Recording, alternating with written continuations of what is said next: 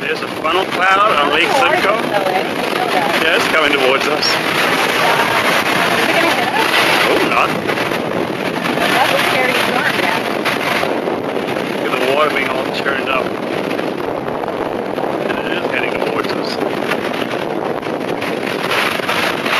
So where can we go? Can it stop on land? It should. It's dying. I hope so. There's a hell of a wind blowing through it right now after that funnel cloud. The trees are blowing crazy. The sprinkler's going vertical almost for a while there. Really windy. There's some big white cap cloud on there.